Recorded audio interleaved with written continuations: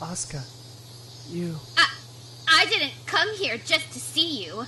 I was only passing by and thought I'd drop in to tell you something. What?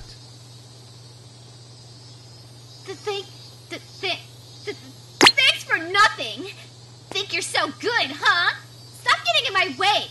I could have taken out that angel all on my own, but you just had to butt in, didn't you?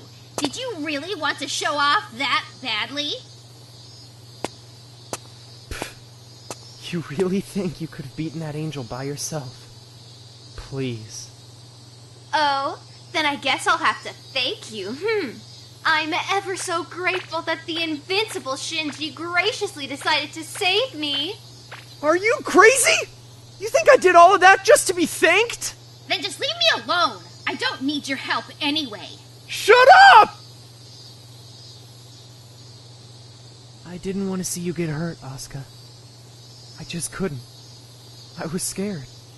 So even if you don't like it, I can't just sit back and watch you get hurt.